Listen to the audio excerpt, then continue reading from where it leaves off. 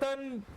Mucho gusto saludarles, bienvenidas, bienvenidos a Política en Vivo, acá en Radio Universidad de Chile, este viernes 27, feriado largo. Hoy día es por el Día de las Iglesias Evangélicas, que correspondería al martes, pero lo corrieron para este viernes. Día de panel, por supuesto, y tenemos el gusto de compartir hoy día con la directora del área de opinión pública y de comunicación política de Fundación Chile 21, Bert Gerber. ¿Lo dije bien? Muy bien. Los apellidos de hoy son de un... ¿Está ensayado? Ah, no, los tengo que saber porque son de una raigambre local notable. Estamos con el vocero de Izquierda Autónoma, habitual de nuestro panel, don Andrés Filbaum. Muchas gracias. Y Patricio Navrat, correcto, vicepresidente de Amplitud. Pero para más fácil nos vamos a decir Bet, Patricio y Andrés, y estamos todos bienvenidos y muchas gracias por aceptar esta invitación. Es un gusto, como siempre, saludarlo. Estamos por la radio, como les decía, y como usted sabe, a partir de mañana al mediodía, en la tarde, ya vamos a estar en nuestro streaming de televisión en el diario electrónico.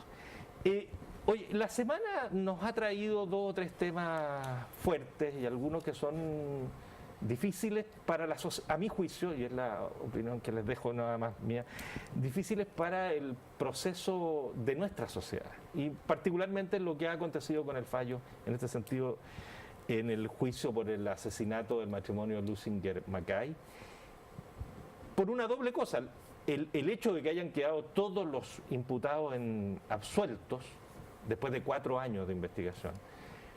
Y yo les propongo como 2 líneas, si les parece. Uno es el rol de la Fiscalía y de las policías, que parece ser, no sé, es difícil de calificar en realidad, porque no es primera vez y parece un continuo de errores tan garrafales como este. Y por otro lado, el tipo de reacción política que se da detrás de un fallo que emite la justicia, con las consecuencias que eso tiene, que yo creo que son de una complejidad mayor. Vete si te parece. Bueno, lo primero que me parece gravísimo es cómo falla una de las misiones centrales del Ministerio Público, como es sustentar la carga probatoria de manera contundente. Esto el Ministerio Público no ha podido hacerlo y entre tanto se han dado, todas las desprolijidades y situaciones abusivas si los imputados son inocentes que se ven. Ahora, desde el punto de vista de las reacciones políticas, a mí esto, con el mayor de los cuidados, ¿no? El mayor de los respetos, porque el tema es delicadísimo. Yo soy inmigrante en este país, aunque vivo hace mucho, pero es muy delicado opinar de un tema tan históricamente sentido y tan fuerte. Lo que creo, lo que me duele, es la falta de responsabilidad de verdad a veces de un sector y del otro. Parece que el tema estuviera, no digo politizado porque politizado claro que está, es un tema político también, está partidizado y desde un lado parece que hubiera que defender a unos y atacar a otros. Digo, claramente parece Lusinger contra mapuches, lo que me parece una barbaridad. Hay quienes casi, celebran el fracaso de esta causa, o es el fracaso de la justicia. Creo que tenemos que estar más allá de eso y ver realmente qué es el fracaso de la justicia, no el fracaso de la derecha o de la izquierda o de unos o de otros. Es terriblemente grave un homicidio, un asesinato, un ataque de esa naturaleza, es terriblemente grave y tiene que ser sancionada. Y es terriblemente grave que se impute inocentes o que haya, tal vez, parece, que se han plantado pruebas, no lo sé, pero evidentemente hay fallas en todo el proceso. Es terriblemente grave que se impute inocentes y que paguen inocentes. Las 2 cosas son gravísimas y todos y todas deberíamos estar con el ojo puesto en esto, ¿no? Así es. Patricio Navrat, vicepresidente de Amplitud. Lo primero, efectivamente, la Fiscalía y las policías cometieron irregularidades dentro de la investigación. Estas fueron acreditadas. Eso a mí me parece de extrema gravedad. Yo creo que la Fiscalía le dé una gran explicación al país. No puede ser que en el juicio haya acreditado que se cometieron irregularidades. Está el principal testigo, tiene un juicio paralelo donde hay denuncias de torturas, de que con él se abusó, se lo obligó a hacer cosas, y eso creo que tiene que ser esclarecido. ¿ya?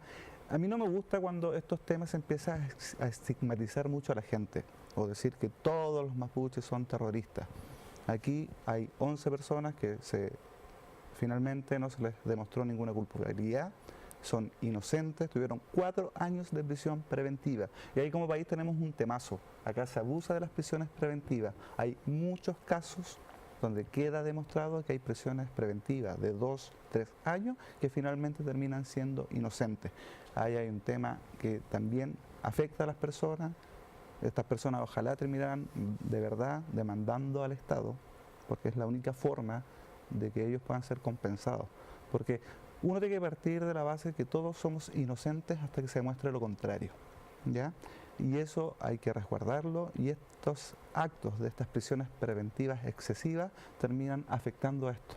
Y un país no puede permitirse tener finalmente personas inocentes privadas de libertad por mucho tiempo.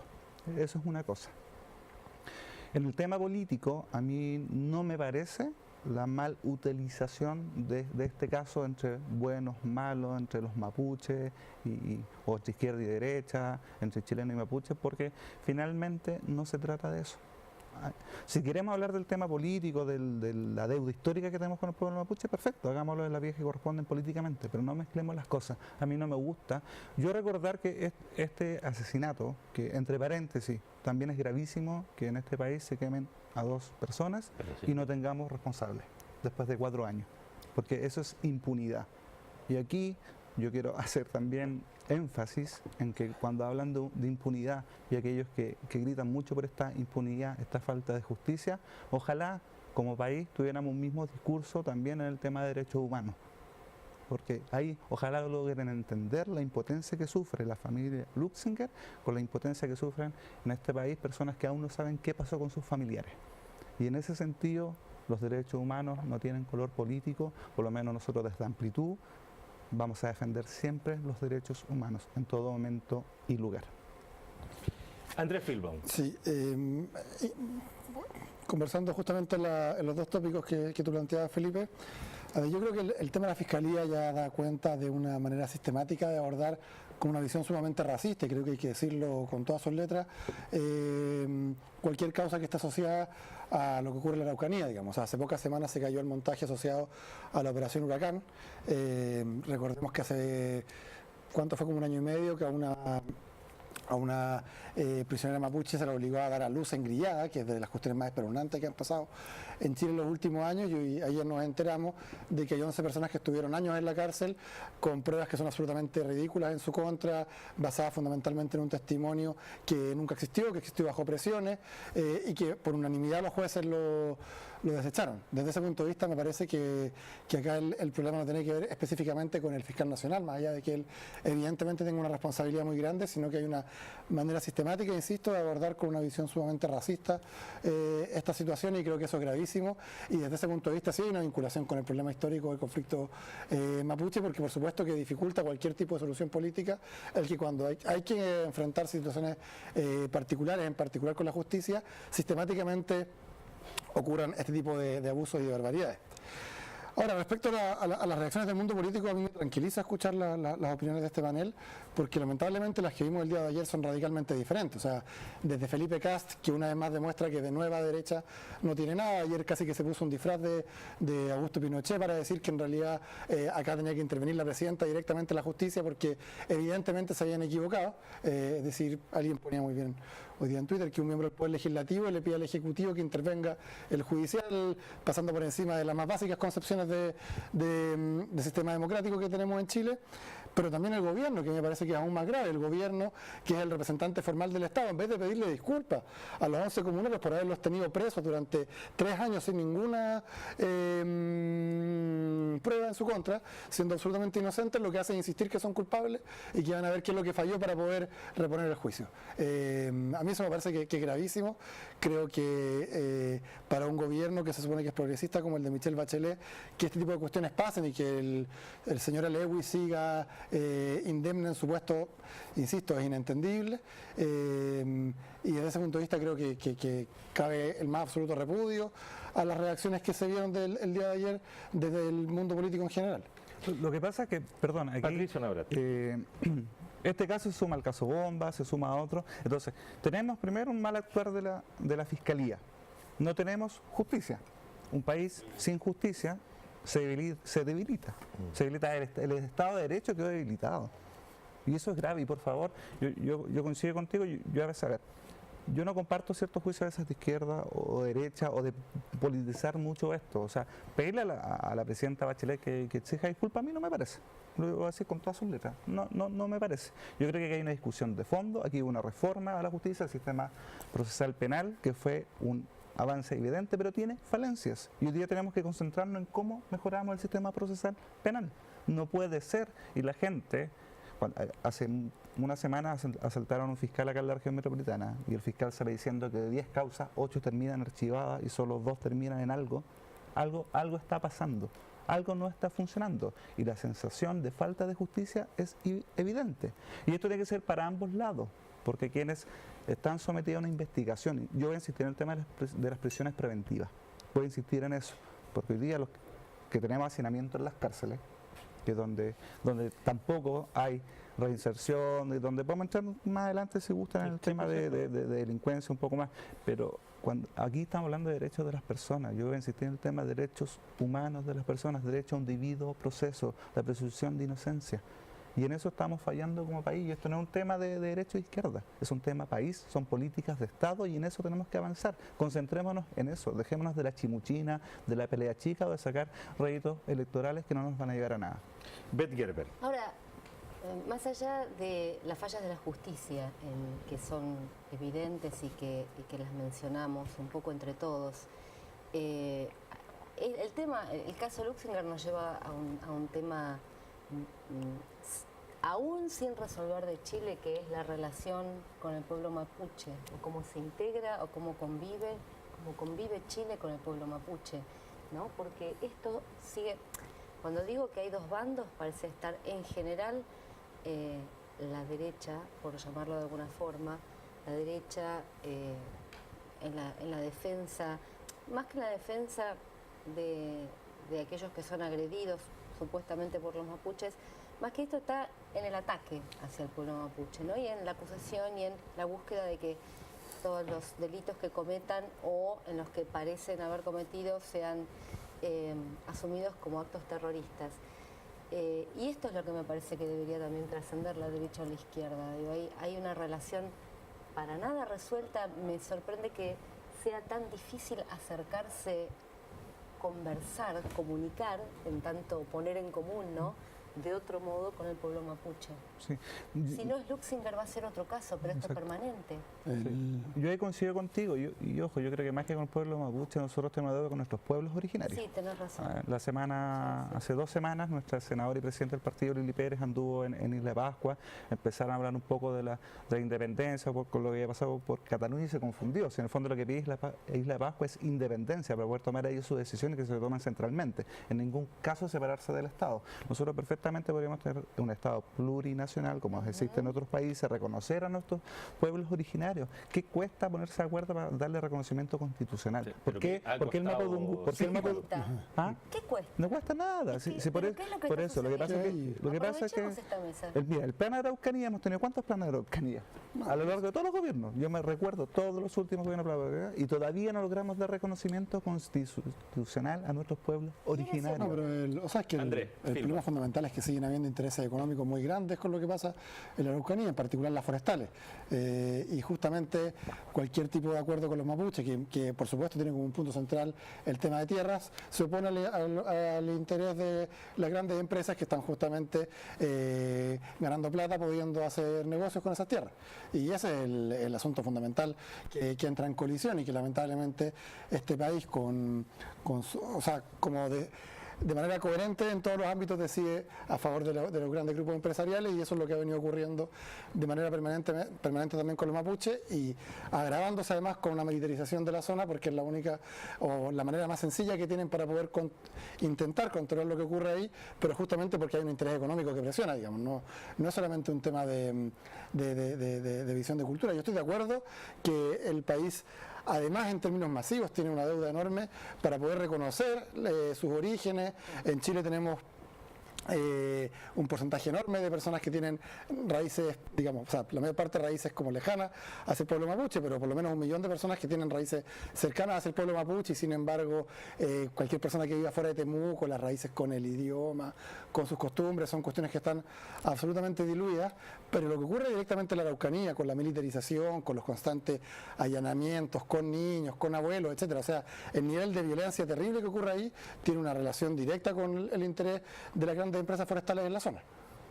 Sí, y este gobierno tiene harta responsabilidad porque ya está terminando este gobierno, se va a ya mandaron el plan Araucanía, prontamente seguramente se va a votar, y fue promesa de campaña este gobierno el reconocimiento constitucional, que podrían haberlo enviado desde el principio del gobierno, en un gobierno que ya está terminando, no sabemos si se va a aprobar, si va de nuevo a patear la pelota para otro gobierno. Yo no digo que sea la solución, pero son avances, son avances, porque en el tema de, y nosotros como Amplitud hicimos una propuesta, una solución muy parecida a Nueva Zelanda, en el tener una bancada de pueblo originario. Se puede, de los 150 cupos, por ejemplo, que hoy día va a tener la Cámara de Diputados, de esos mismos 150 cupos se puede sacar un proporcional en base a la población que existe de pueblos originarios, crear un padrón paralelo, y que en el fondo el que es de pueblo originario decida si vota en ese padrón o en el padrón nacional, y elijan a ellos a sus representantes.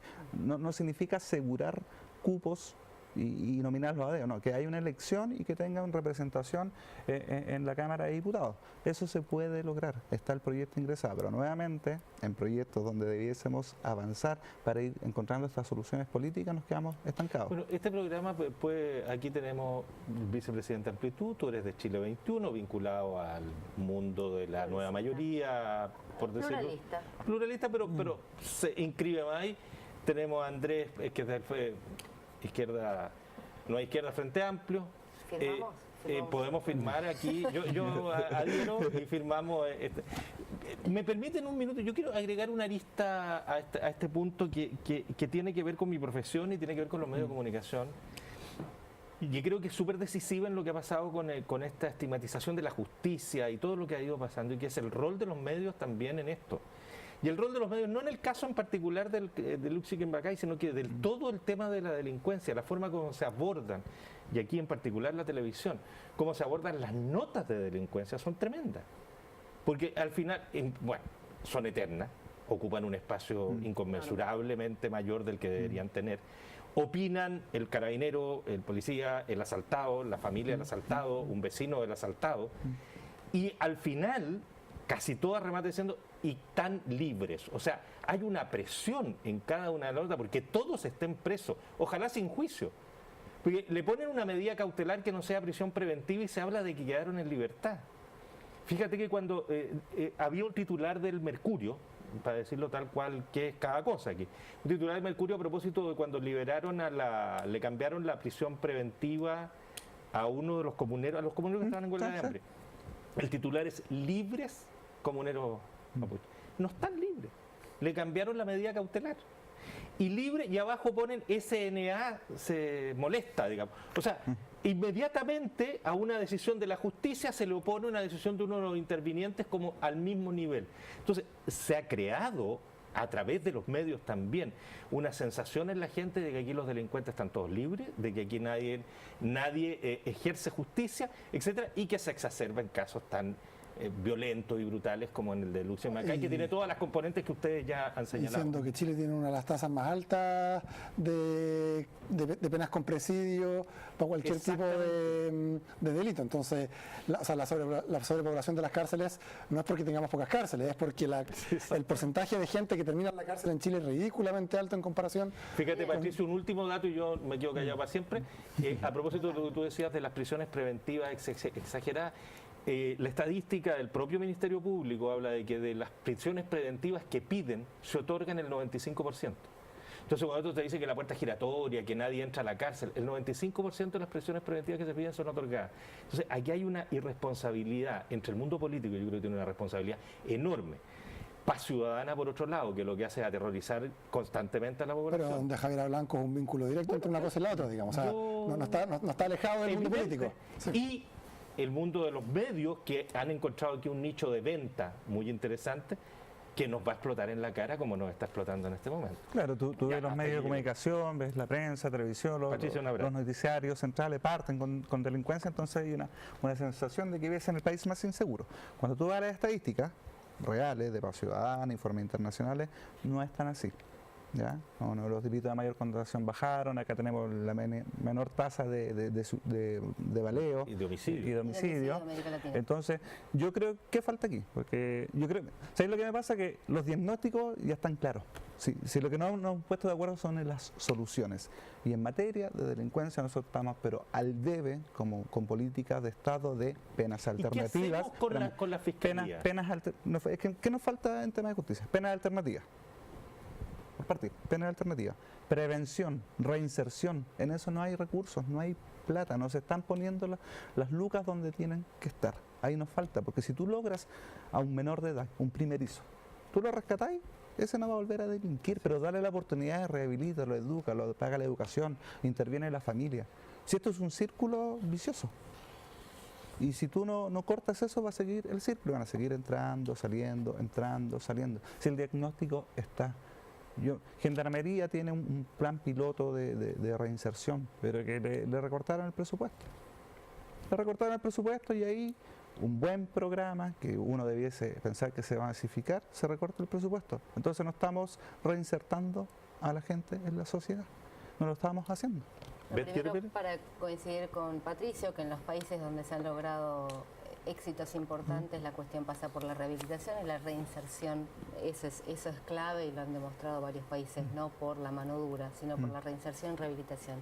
Pero con respecto a los medios, es un tema que seguí durante muchos años en varios países de América Latina, ¿no? La cobertura de los medios o las posibilidades de la comunicación en la seguridad, en la inseguridad o seguridad ciudadana. En efecto, Chile tiene la tasa más baja de homicidios, una de las más bajas de homicidios de América Latina, tiene una tasa muy baja también de victimización, de delitos de connotación social, pero tiene en percepción de inseguridad los mismos niveles que América Central, que tiene incomparables niveles de homicidios. Entonces te preguntas qué pasa y lo primero que te contesta son los medios.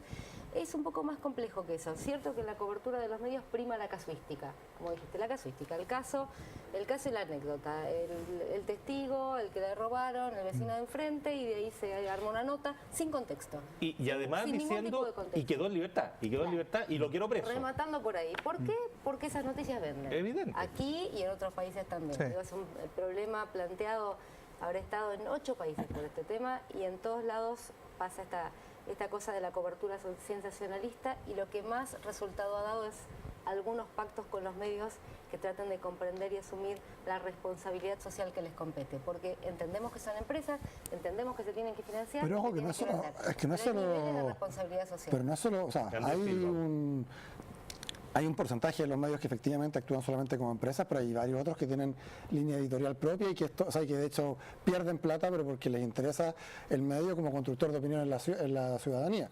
El Mercurio es el caso más evidente, pero Canal 13 es otro ejemplo importante. Desde ese punto de vista, digamos, yo creía que no solamente porque venden, sino porque efectivamente en Chile hay un consenso entre los principales partidos políticos de que esto, o sea, de que lo más útil es tener más mano dura. A mí me agrada escuchar al vicepresidente de Amplitud diciendo que acá lo que se requiere es mejores políticas de prevención, menos cárcel, pero su candidato presidencial está en la antípoda de ese tipo de discurso, digamos. Lo que pasa con el gobierno... Me voy a acercarlo. Andrés, Lo que pasa con el gobierno... Lejos decir que hay un acuerdo entre los principales partidos respecto de que que es buena cosa la mano dura. Me parece que no. O sea, este gobierno ha tenido como uno de... Yo no estoy por la mano dura, pero, afirmar que hay un consenso, o sea, de los de la mano líderes dura, de los partidos, digamos. O sea, el principal rostro de este partido ha sido Michelle Bachelet, pero luego, o sea, este gobierno, pero luego el que se ha mantenido incólume durante todo el gobierno es Mahmoud Alewi, que aparte ha sido reconocido por diversos actores como uno de los principales operadores de la moneda, digamos. O sea, que tiene un rol clave en la moneda, y Mahmoud Alewi fue el que inventó que el 30% de las personas que van a la marcha son delincuentes y por lo tanto se requiere más policía ahí. Es el que ayer dijo que lo que se requiere es exigir que estos 11 comuneros vuelvan a estar presos, pese a que se le haya declarado... Entonces, en el fondo, la responsabilidad política de los principales presidentes, candidatos presidenciales, es brutal en que en Chile se instale ese discurso. Y eso no está disociado disociado de lo que pasa con los medios de comunicación, porque los medios de comunicación tienen una agenda editorial que también está vinculada. Entonces, acá no es solamente un tema de qué es lo que vende más o qué es lo que vende menos, también es una disposición activa a construir un discurso del terror, porque es más fácil gobernar así finalmente. Para desbrozar un poco las cosas. Lo voy a separar de Mahmoud Alewi, no acuerdo con sus declaraciones de ayer, pero más allá de Mahmoud Alewi, sí me tocó estar en la edición de Seguridad Ciudadana apenas llegué a Chile, en el año 2005-2006, y había un esfuerzo importantísimo por cambiar el paradigma sobre la mirada de la seguridad ciudadana y instalar una importante impronta de prevención, de rehabilitación. Esto es dificilísimo. No te digo que haya acuerdo en todo lo que en ese entonces era la concertación, ni toda la nueva mayoría ahora, pero que hay una impronta importante y se trabajó mucho por instalar por balancear un poco, en que no solo la cuestión de la seguridad ciudadana fuera sanción, sino también prevención. El esfuerzo ha sido enorme. No es fácil, no sé, no podría decirte tales presidentes acordaron, me parece que no es responsable decir hay un acuerdo entre los presidentes de partido por la mayor mano dura. Yo creo que no es así. Sí creo que es difícil y coincido en algo con vos, y es que sí es buen negocio la venta de seguridad privada. La venta de seguridad privada en Chile es un negocio inmenso, como la construcción de cárceles. No quiero entrar en teorías conspirativas sin comprobar, pero que ahí hay puntas que hay que investigar, sí creo que hay que investigarlas, porque es una de los países con mayor población carcelaria, ustedes lo saben, con mayor porcentaje de población encarcelada, y la construcción de cárceles es privada, y la venta de seguridad privada, el negocio millonario, ya olvidé las cifras, antes las sabía de memoria cuando estaba permanentemente en el tema, pero es impresionante. Entonces vos generás miedo, eso sí que es negocio. Generás miedo, ¿para qué? Para vender seguridad. Eso sí es negocio, que no podría atribuir directamente al gobierno, porque me parece... Sí, yo me voy a hacer un cargo... 30 segundos para ir al corte y después podemos volver con el de lo que me dijo aquí nuestro amigo del Frente, Amplio. Patricio Andrés. Nabrat. Yo me refería un poco a las soluciones de que por dónde pasa el tema de delincuencia. Ahora, efectivamente, ¿el país exige mano dura? Sí, exige mano dura. Tú lo veías en todas las encuestas, la encuesta CEP de ayer, tres principales preocupaciones: delincuencia. Y es porque queda la sensación, y a veces también es real, que a veces cuando toman detenido a alguien ha tenido todas estas detenciones previas. Y en eso, ¿qué pide la sociedad? Que en el fondo no pase que alguien que cometa delito y siga cometiendo y no le pase nada. A eso va un poco el tema de la mano dura, que tú lo puedes ver en cualquier encuesta, ¿ya? No es la única solución, yo di soluciones, y en el tema de Sebastián Piñera, él tiene su programa, nosotros tenemos coincidencias con él y tenemos matices o ciertas diferencias, pero no por tener un matiz o una diferencia con él no dejar de ser nuestro candidato presidencial. Nosotros lo proclamamos en julio y nosotros estamos confiados, y esa decisión fue pensando que él va a triunfar. Vamos a hacer una pausa en este programa. Hacia el final se nos debilitó la democracia de los acuerdos que habíamos reconstruido durante buena parte del bloque, pero no, creo que a mí, fíjate que me parece sumamente atractivo. No, está muy bien, y aquí pueden pasar la propaganda política que quieran. Me parece súper constructivo lo que ocurrió en términos del nivel de consenso que puede haber cuando el tema se enfrenta con serenidad. Y yo creo que es lo que da la sensación que hace falta en estos temas, que haya serenidad de análisis. Más allá de que haya diferencia, y que debe haberla, y que bueno que haya. Pero en lo de fondo, aquí hay coincidencia. Hacemos una pausa y ya seguimos conversando en Política en Vivo.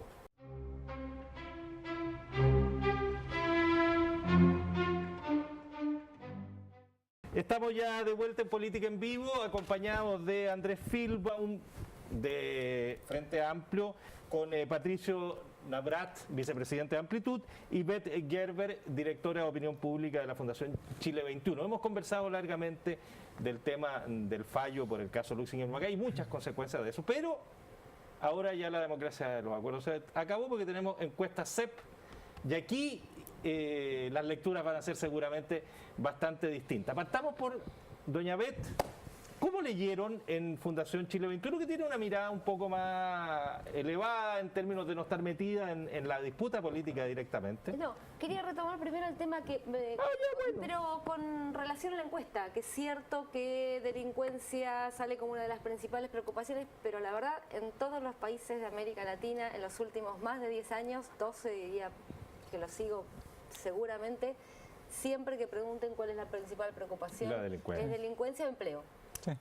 Y alternan primero o segundo puesto. Y en Chile me llama la atención porque he mirado las últimas CEP y la tendencia y ha disminuido un poco Sí. el porcentaje de personas que lo mencionan sigue en el primero o segundo puesto, pero ha disminuido. Más de una encuesta registra esto. Y lo que está como preocupación importante, y casi ningún medio lo toma, fíjense, es la cuestión del sistema de pensiones. Irrumpió fuertemente ayer, en el segundo lugar en la CEP. Sí, me parece un tema Impresionante, emocionante. y parece que Una no pregunta figura en los medios. metodológica, no sé si me la podrás contestar, A ver. Beth.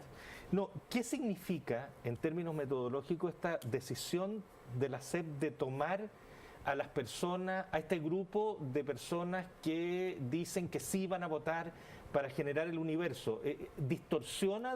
Porque a mí se me confundieron, hay una cifra que le dan 19,1, igual la diferencia es enorme, pero le dan 19,1 a Guillé, pero otra le da 21,3. Está súper, ¿Qué es lo que se hizo ahí? La verdad es que la CEP está desprolija en esta oportunidad. Así ¿También se lo la digo. CEP? La No, CEP está yo desprolija. no coincido, Pero, espera, a ver, yo no primero, coincido, porque ahí son dos muestras las que tenemos, una No, no. que es con el total de encuestados y otra con los que sí dicen que van a Ok. votar, pero No, esas no, son no, dos sí, láminas. no, eso está claro, y no es solamente la hace la CEP, no solamente Mori también, digo, hay algo que se llama el votante probable. Votante probable, sí. Como hay voto voluntario y como hay mucha gente que no va a ir a votar, y esto es un gran desafío para las encuestas y los encuestadores, pues terrible, porque en definitiva no sabés quiénes van a ir a votar y es lo que está dando una gran distorsión, una gran diferencia entre lo que se anuncia, las encuestas no predicen, ¿no? Son una foto del momento, se dijo 1000 veces, pero entre la foto del momento y lo que resulta hay una discrepancia enorme.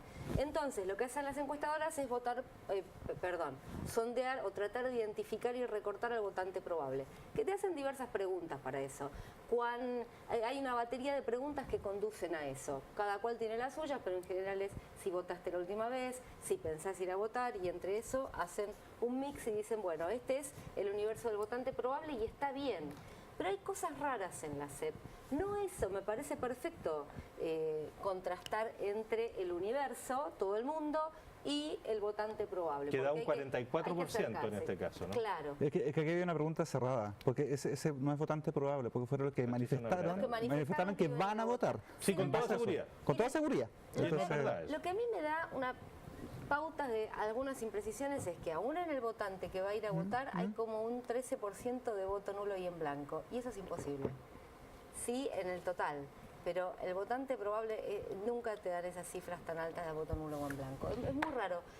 Pero hecha esta lo- precisión- voto nulo, blanco o no sabe. O no sabe, pero hecha esta precisión, los números, Sí. unos u otros, son tremendos. O sea, si la diferencia es de 21 puntos, de 22 puntos, en realidad, eso es solo para el análisis de la intención. Entonces, ¿qué lectura hay política ahora de lo que la encuesta CEP revela? No sé, Beth, para ir ahora sí en el orden de la lectura política. Digamos, es la tendencia que estábamos viendo. Evidentemente Piñera lleva la delantera con una gran diferencia y sin embargo la segunda vuelta no parece definida y es importantísimo o es un factor que va a jugar un papel relevante. ¿Cuánta gente irá a votar? ¿Cuánta gente irá a votar? Claramente, menor votación yo creo que favorece la candidatura de Sebastián Piñera y lo contrario, las candidaturas opositoras en general. Esto es sorprendente para mí, esto yo no hablo en esto, no hay una posición de Chile 21, si soy por supuesto de la institución, pero para mí fue muy sorprendente la caída de Beatriz Carolina Sánchez. Goich. No, de Carolina Goich. Carolina Goich, algunas encuestas le estaban dando en el 8 y el 9 y ahora aparece por debajo Menos del marco 4. de Enrique Sominami con un 3%. Me sorprende. No me cierra del todo, me sorprende. Tampoco cierra, bueno, mucho con otras encuestas que están dando vuelta, pero la tendencia es esta, esto está claro. Yo, como lo dijiste, las diferencias son tan grandes que tampoco me agarraría del 1, el 2, el Sí, 3 claro. o la minucia, pero me parece que la CEP, y en esto espero que alguna vez se plantee en Chile hacer estándares, digo, como hay en otros países, que las encuestas que se publican electorales tengan que cumplir con ciertos estándares que respondan a algunas normas, cosa que Marta Lagos pide hace años de Mori y no se cumple, ¿no? Porque no está claro. Así es. Patricio Navrat. A ver, lo primero de la encuesta CEP, uno de los datos que es interesante es lo que estima de participación electoral. Está hablando de 6,8, incluso 7 millones de votantes, que va a ser bastante más que las municipales. Aún así, es un porcentaje de participación baja. Y en esto yo me voy a diferenciar claramente de Chile Vamos. Yo voy a alabar la campaña del gobierno de llamar a votar. Yo creo que le corresponde a un gobierno hacer el llamado a que la ciudadanía participe, y en ese sentido no considero que sea un intervencionismo del gobierno el lanzar esta campaña. Es Así que educación cívica. es educación cívica que harto nos Educación falta. cívica. Lo hacen a nuestro país. Fue un error haber eliminado la educación cívica.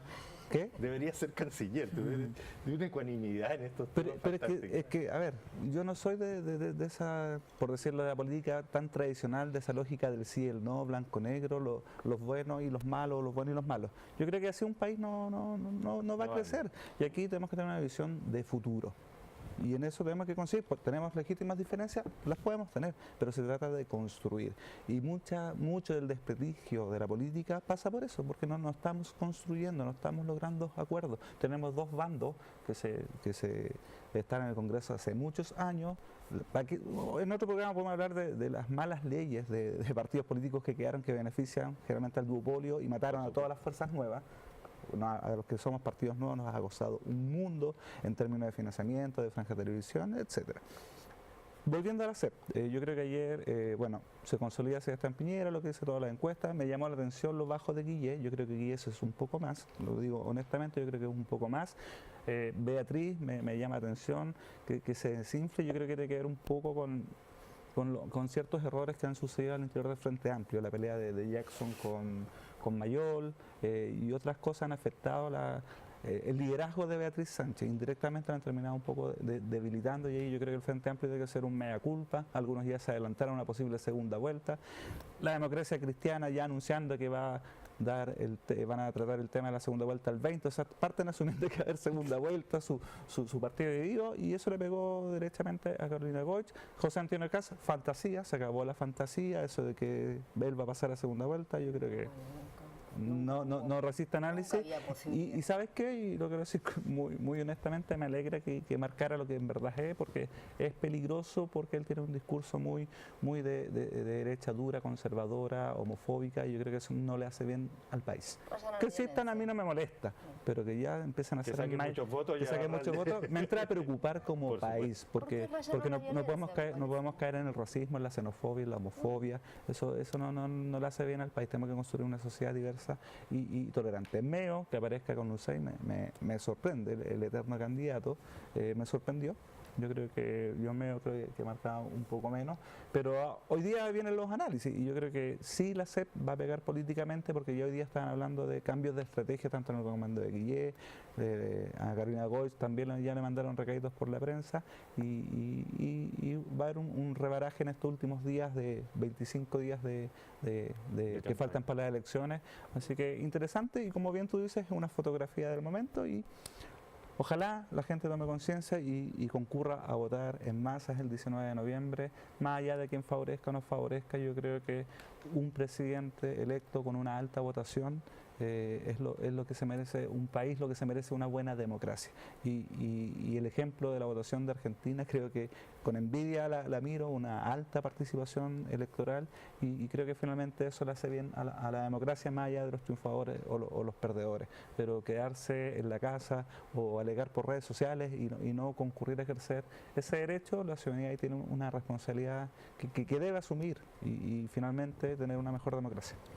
Andrés Filbaum, para el Frente Amplio, esta constatación de algo que se venía viendo que ocurría, y que yo creo que la lectura que ustedes hacen habitualmente no les sorprende extraordinariamente, pero ¿a qué reflexión política nos lleva? A ver, yo creo que lo que sí es sorprendente es el cambio, digamos. O sea, yo creo que efectivamente nosotros como Frente Amplio tenemos que tener la humildad suficiente para entender que hoy día tenemos un montón de virtudes respecto a temas programáticos, por supuesto un historial impoluto en comparación en particular con el estándar ético imperante, pero hay dudas muy legítimas de parte de quienes podrían apoyarnos. Yo creería que en dos niveles, que son los niveles que hay que ver cómo nos hacemos cargo. por un lado, de hasta qué punto lo que estamos sugiriendo como proyecto país es distinto de lo que ha hecho, por ejemplo, Michelle Bachelet, y en segundo lugar, hasta qué punto lo que estamos proponiendo tenemos alguna capacidad de hacerlo efectivamente, en términos de manejo político. Yo creería que lo primero, hay una responsabilidad importante de cómo se ha afrontado la candidatura presidencial en particular, porque finalmente la apuesta ha sido por diluir el discurso para, entre comillas, no repeler votantes, y finalmente en esa dilución terminan siendo muy poco nítidas las diferencias entre Beatriz Sánchez y Guille, por ejemplo. Y creo que eso es muy grave, porque efectivamente cuando uno ve las reformas de Michelle Bachelet, ve, por ejemplo, esto lo decía muy bien ayer Francisco Figueroa por redes sociales y también en Canal 13, cuando uno ve la reforma, por ejemplo, educacional de Michelle Bachelet, claro, son muchas becas, eso deja contenta a muchas familias, pero termina siendo en la práctica recursos públicos para universidades privadas que lucran. Eso está en las antípodas de lo que queremos hacer como Frente Amplio. Cuando uno ve que 1 millón de chilenos han votado porque no quiere que haya más AFP, y lo que termina haciendo el gobierno es una reforma que no toca en absoluto las AFP, sino que las deja tal cual como están ahora, inmunes, por supuesto eso está en las antípodas de lo que queremos hacer como Frente Amplio.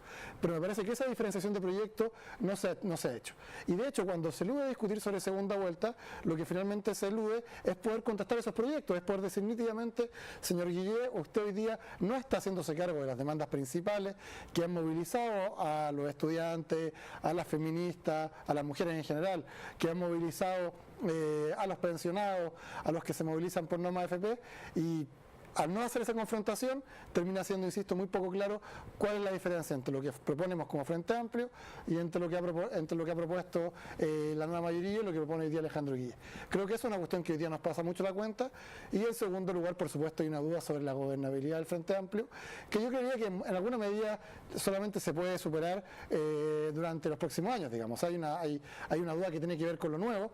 Creo que evidentemente todo el afer Mayol estuvo muy mal manejado. Creo que el Frente Amplio está pagando costos de permitir que personajes como Alberto Mayol, como Pamela Giles, que finalmente se mandan solos, digamos, que están muy lejos de querer construir Frente Amplio, sino que están allí haciendo carreras personales, no se haya construido una institucionalidad para efectivamente resguardar un proyecto colectivo como debiese ser el Frente Amplio. Te interrumpo un poquito ahí. Bueno. Y qué bueno que hay esa autocrítica, porque cuando uno lo ve afuera, finalmente le termina pasando la cuenta a Beatriz Sánchez con la falta de liderazgo. Y si tú lo miras ahí la encuesta, cuando se me dio la confianza y varios ítems, Beatriz cae harto. ¿Sí? Antes estaba bien y se pega una bajada en el tema de tener ese liderazgo, de liderar el Frente Amplio. Y qué bueno que hagan esa autocrítica, porque de verdad ahí les afectó, les pasó la cuenta a Beatriz. Pero yo creería que el rol de Beatriz Sánchez, en la mayor parte de estas cuestiones que yo digo, ha sido constructivo en todo caso. O sea, sí, ella se ha puesto al servicio de las decisiones colectivas del Frente Amplio. Yo no creería que esos problemas son responsabilidad de la candidata. Creo que hay una responsabilidad colectiva que en parte reside en el comando, en parte reside en los partidos que están en la candidatura, pero yo creería que en general no es responsabilidad de la candidata. Yo soy admirador de cómo Beatriz Sánchez ha puesto su candidatura no solamente al servicio de obtener el mejor resultado posible como candidata a presidenta, sino de que el Frente Amplio logre proyectarse más allá de noviembre, que es para nosotros el principal desafío. Pero creería que para mí los 3 aprendizajes fundamentales son, en primer lugar, la necesidad de contrastar más nítidamente nuestro proyecto con el proyecto de la concertación. En segundo lugar, dejar de eludir los temas de espinudos, en particular el tema de segunda vuelta. O sea, hay muchas personas que legítimamente dicen, ¿cómo sé yo que el Frente Amplio iba a estar dispuesto a hacerse cargo de los problemas difíciles que significa gobernar si ni siquiera están dispuestos a discutir sobre segunda vuelta cuando está a la vuelta de la esquina? Eso en ningún caso significa que uno vaya a perder, pero evidentemente asumir que perder es una posibilidad en lo mínimo para una fuerza política que pretende ser madura, y me parece que cuando se elude ese debate se le hace un daño al Frente Amplio. Y en tercer lugar, que una cuestión que hemos discutido varias veces en este panel, para nosotros siempre la principal pelea para el Frente Amplio en esta vuelta ha sido la pelea parlamentaria, porque si finalmente logramos tener un grupo de 10, 12 parlamentarios que logren actuar de manera unitaria como bancada, que se pongan de acuerdo para las votaciones más importantes, que logren impulsar una agenda pro reformas por derechos sociales, eso puede ser tremendamente importante en la construcción de mediano y largo plazo. La verdad es que para el desafío histórico del Frente Amplio, que es terminar con el modelo neoliberal en Chile, que es terminar con la lógica de Estado subsidiario para educación, para salud, para pensiones, eso no se nos logra en 10 meses, digamos. Entonces el desafío parlamentario sigue plenamente vigente, y creo que eso yo creería que las esperanzas ahí siguen intactas. Un punto que les quiero agregar, pero si lo incorporan a la conversación, nada más. No, te doy la palabra al tiro. ¿Qué lectura de país les queda? Porque a lo que Andrés, a propósito de lo que Andrés dice, digamos, ¿qué país tenemos, digamos? ¿Cómo está esta sociedad chilena? Porque uno le habla a una sociedad, o habla de una sociedad que imagina, pero lo que, a juicio de ustedes, estas mediciones, estas tendencias, ¿de qué sociedad nos están hablando? Bueno, un poco retomando lo de Andrés y lo que está preguntando que tiene que ver con esto, ¿no?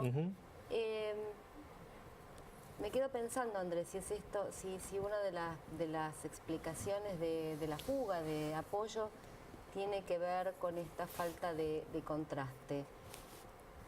No creo creo que eso puede ser como muy marginal, quien esté hilando tan fino como para ver cuáles son las no diferencias o los no contrastes suficientes entre Michelle Bachelet o el gobierno de Michelle Bachelet, la nueva mayoría, y las propuestas de Beatriz Sánchez.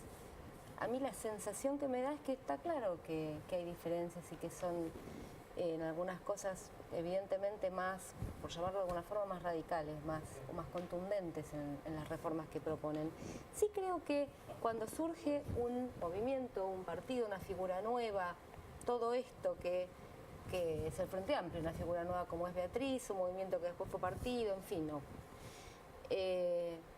Creo que levanta espuma, creo que la promesa de cambio, que la seducción también que genera el cambio y esta idea de, ojo, más allá de ustedes, en cualquiera, muchas veces hay mucha fantasía depositada en el cambio, ¿no? Como que el cambio per se te va a dar todo aquello que lo que hay no te da, que no necesariamente es así.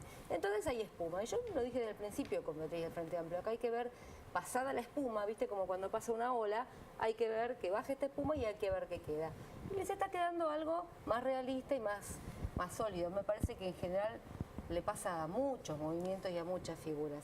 Ahora, lo que creo que Chile no quiere, es decir, es algo confrontacional. Me parece que Beatriz, que está claro que tiene un espíritu constructivo y que sí mira más allá de noviembre, y me parece loable, tal vez se rigidizó un poco en la forma de enfrentar algunas exposiciones públicas, ¿no? Me parece que, y más allá de Beatriz, que es la, en todo caso, articuladora, las disputas que tuvieron les hicieron mal. La disputa sin duda, lo de Mayol, etcétera, les hicieron mal. Chile no está deseando confrontaciones, sino más bien diálogos de alturas. Yo creo que no subestimo en absoluto al votante ni a la opinión pública. No son las escenas, ¿no?, de las rabietas, las disputas, los empates absurdos como se vieron con el caso de Luxinger, no son lo que prevalecen, y no es la sociedad que yo imagino, sino lo que dicen la mayoría de los estudios más serios, digo, USACH, PNUD, etcétera. Lo que quiere Chile son transformaciones y poner fin a una sociedad muy marcada por los abusos, transformaciones en el sistema de salud, transformación en el sistema de pensiones, transformaciones profundas. Eso te lo dicen todos los estudios. Lo que creo que no están encontrando es quiénes son canalizadores de esas transformaciones cuando ves que más del 40% está desconforme con las candidaturas. Nos quedan 4 minutos, 2 minutos, Sí, Patricio, sí. 2 minutos, Andrés. A ver, hay una pregunta clave que hace la CERDES, donde 1 a 7 uno se ubica en la posición política. Y ayer me llamó mucho la atención que de 5 a 7 se ve una alza importante y hay una baja de entre 4 y 7. Ahí hubo como un cambio, como que el centro giró un poco hacia la derecha y bajó hacia la izquierda. Y fue muy marcado, de hecho viene destacado en la CEP. Nosotros, bueno, hacer como amplitud y como parte del pacto Sumemos, Conjunto de Ciudadanos y el partido todos, ahí hay una especie de mea culpa porque creo que el centro hoy día no tiene una candidatura presidencial y cuando tú analizas las encuestas donde más menos diferencia existe entre Guillé y Piñera en el centro, y hay un alto porcentaje indeciso ahí. Y creo que ahí, si son inteligentes tanto Guillé como Piñera, tienen que apuntar a ese electorado de centro que hoy día no tiene un candidato presidencial y que perfectamente va a decir la segunda vuelta. Entonces hay un pequeño datito para los comandos. Se polarizó un poco la elección, sí. A mí lo que no me ha gustado son los debates. No me gusta cuando aquí, en vez de hablar de propuestas, de ideas país, de programas de gobierno, echo de menos las propuestas presidenciales. Muchas veces se ha visto todos contra Piñera, o el otro día en el debate radial Piñera fue la palabra más mencionada. Entonces, ese tipo de debate no le hace bien a la sociedad, porque no estamos discutiendo propuestas. Yo creo que no todas las personas conocen los programas presidenciales. Yo me acuerdo que antiguamente uno presentaba un programa presidencial o podía leer, hoy día no está como muy disponible. Y a ti te encuentro razón, yo siento que hoy día se mimetiza mucho el Frente Amplio con la nueva mayoría. Y ahí el Frente Amplio tiene una responsabilidad de distinguirse un poco y ofrecer otra alternativa para llegar a otro público. Yo creo que le hace bien. No tenemos coincidencias para nada, pero a mí me gusta que cada bloque, en el fondo, cada candidato presidencial ponga con claridad cuál es su propuesta para el futuro del país. Y hoy día no es claro, insisto, no están los programas de gobierno a disposición de cualquier ciudadano, y eso afecta finalmente a la democracia y terminamos en debates donde lo único que estamos discutiendo, estamos peleando, y eso rebaja el nivel de la política que nos merecemos. Y bien tú mencionas, 45% de la gente no estaba conforme con los candidatos presidenciales. Andrés Filbau. A ver, yo creo que lo más relevante que nunca hay que perder de vista es la absoluta distancia que hay entre la mayor parte de la sociedad y lo que está ocurriendo a nivel político, y cuando en el fondo lo que pasa con las encuestas y lo que pasa con las elecciones es que nos obligan a poner el zoom en las minorías que están efectivamente interesadas en lo que está ocurriendo a nivel político, y nos olvidamos de que la sociedad en su conjunto está mirando para otro lado, porque la verdad es que estas discusiones en general le hacen muy poco sentido, y eso no tiene que ver con un problema filosófico ni cualquier otra cuestión, sino que tiene que ver con un problema de la política misma, que está discutiendo hace mucho rato entre posiciones que para la vida real y cotidiana de las personas en general se ven o muy parecidas o muy poco relevantes. Que finalmente la historia de los últimos 5 gobiernos en Chile, que cambios más, cambios menos, a la hora de ver cómo nos toca vivir, hay muy poca diferencia, y eso es caldo de cultivo además para cualquier tipo de posición mucho más populista, mucho más destructiva, y creo que eso tiene que ser preocupante. Yo creo que para nosotros como Frente Amplio en particular el desafío histórico es ver cómo logramos convertirnos en el movimiento político de aquellos que, por ejemplo, sí han salido a marchar, sí han salido a organizarse en el mundo de los honorarios, en el mundo de los estudiantes, es decir, que no son indiferentes respecto a lo que pasa en el país, pero que a la hora de tomar posiciones políticas lo ven como que son todos iguales. Ese creo que es nuestro desafío histórico. Hoy día yo creería que está muy lejos de estar logrado, pero tampoco una cuestión que vayamos a lograr en 6 meses. Yo en ese sentido no me pongo ansioso, pero sí creo que tenemos que tener ese baño de humildad, porque si es que hacemos el mismo problema de suponer que todo se juega en las minorías que van a participar, entonces nos olvidamos de la foto principal, que es la que finalmente va a decidir el futuro del país. Muchas gracias, Betty Gerber. Muchas gracias, Patricio Navrat. Gracias por la invitación. Muchas gracias. Un gusto haber compartido el programa con ustedes. Nos vamos. Muchas gracias también por su compañía. Que sigan disfrutando el fin de semana y nos reencontramos el martes. Muy buenas noches.